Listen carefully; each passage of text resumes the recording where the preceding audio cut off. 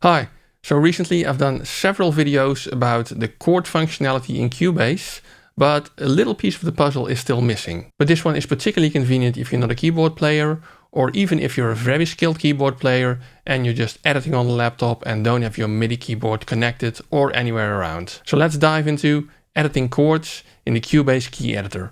Let's go.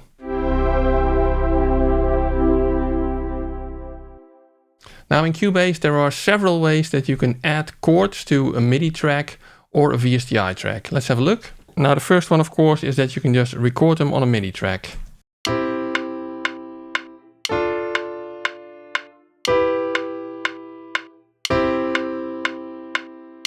Which gives me a nice MIDI part, but I'll probably have to quantize and edit it a little bit as a non-keyboard player.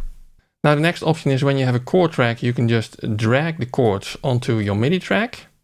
And this gives separate MIDI events for each chord. If you want to have them all in a single MIDI event, you can go Project, Chord Track, Chords to MIDI, while this track is selected. And now the MIDI is all in a single MIDI event. Now you can of course also detect chords in an audio event, and then you end up having the chords in a chord track, and then you can generate MIDI from that chord track again. Another option is with the chord pads. If I enable the chord pads in my lower zone, I can just record and play the chords from the chord pad.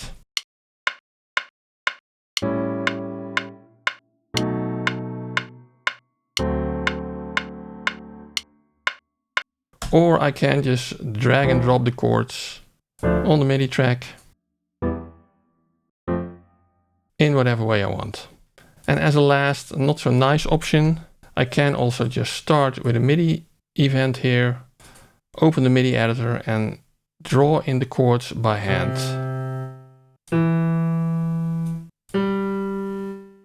But I think that's the worst of them all, as it takes quite a lot of manual work. Now if all of these methods to enter chords went a bit fast for you, then I have some good news because I have a separate video on each one of them. And I've put all of those videos in a playlist, which I'll link at the end of this video. Now the method I want to discuss in this video gives you a lot of control, but it's very quick to enter chords in the MIDI part. So let's have a look. So we're starting with just a virtual instrument track again. This one is Contact Instrument, a Grandeur, a grand piano. And since we're going to use a key editor, I'm just going to draw in a MIDI event of 4 bars. And by double clicking, I can open the key editor. Now in the part that I want to have a look at in this video is the chord editing part. If you don't have that part, you can click this little cogwheel over here. And for example, if this was turned off, you see you don't have the chord editing button. So you can turn it on over here. And now you can expand the chord editing part. Now on the left side over here, you can see various chord symbols, major, minor, diminished, for 3-note and 4-note chords. And if you click one of those arrows behind the symbol, then you can add a chord by just adding one note, the root note of the chord. For example, if you want a C major chord with C2 as the root, I can just draw in that single note and it will add the rest of the notes of that chord. Let's add another one, the F for example. And why not, let's make it a standard chord progression, A minor. As you can see in here, you can also draw that root note up or down and the other notes will move along. Okay, let's do 2 more, the F and the G. Now if you select one of the chords, you can also see that it will detect what chord it is and it will show it up here. And I actually wanted to add an A minor chord, but I forgot to change it to minor. So in that case, I can click on the minor button over here. And you can see that the chord quality of the selected chord immediately changes. I can also change it to other types if I want.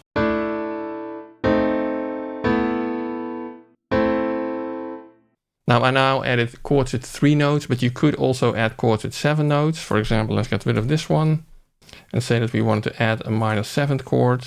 Again, let's make it an A minor 7. And if you're tired of having to draw out the full chord, but you know that you want to have it for a full bar, you can just set the grid to 1 bar as well. And if you then click anywhere on this A note over here, it will add an A minor 7th chord with this A as the root. Now if you look at these chords, you can see that they skip around quite a bit, because the bass note of the chord is always put as the lowest note in this case. But when a real keyboard player plays these chords, he would probably not play them like this, but he would try to play them more in the same range, so that from chord to chord, as few notes as possible change, and that you get a bit more voice leading. And you can also do that over here by using these inversion buttons over here. For example, if I select this chord, I can just move it up.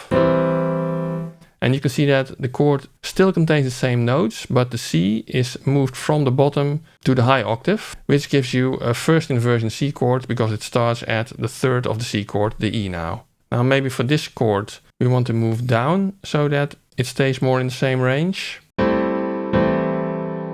And these chords are already pretty much in the same range, but we can see what happens if I move this down as well. Yeah, let's listen to this.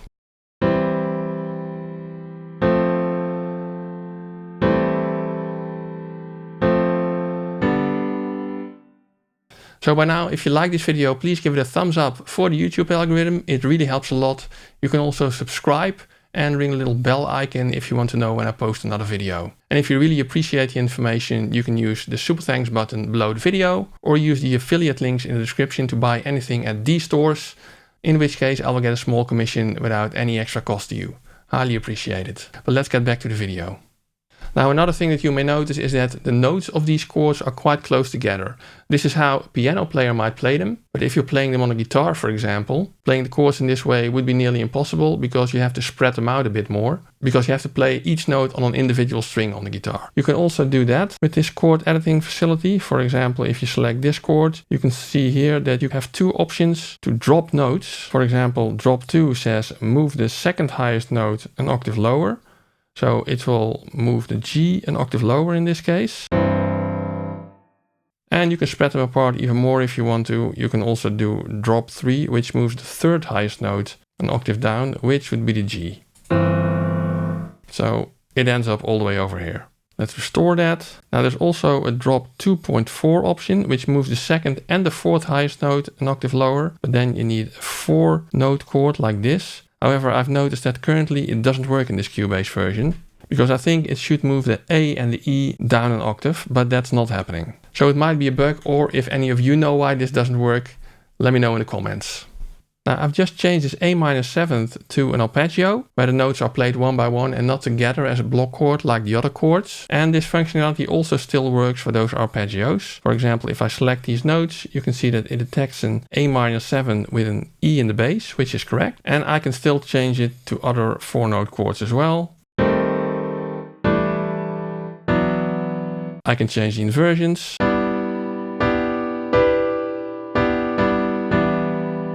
And I can drop some notes. And as you can see, the current track does not contain any chord track, but I can create that from all of these notes that are in the key editor over here. If I select all of them, yeah, it detects quite a complicated chord here, but I can also say create chord events and then OK this. And you can see that Cubase has put all of these chords on the chord track: C over E, F, A minor 7th, F and G over D. Now if you don't want all of these weird slash chords in there, you can again say create chord events and then not include the bass notes, for example. If we then go OK, you can see that you now have regular chords: C, F, A minor 7th and then F, G. Even though we did change the inversions and there are actually other bass notes than the root notes of the chords in this progression, but maybe you don't want those in the chord track. Now another way to interact with the chord track is you can also put individual chords onto the chord track by this button over here. So let's for example change this to a C minor. And let's add this to the chord track. Then you can see that Cubase has now changed this first chord to a C minor over E flat. Now it's also possible to work the other way around. Let's for example change this F into a D minor, very related. And if we then open the key editor again and select this chord and we say match with chord track, you can see that it is changed to a D minor chord, still with an F in the bass though, which is also indicated over here. Yeah, so all in all, very nice chord editing facilities in the key editor in Cubase. It can really save you a lot of time compared to drawing in all the notes yourself, in which case you do also need to know some music theory to even be able to do that. Now, if you want to know more about the other functionality that Cubase provides for editing and dealing with chords, I have a couple of videos on those subjects, which I've put all in this playlist.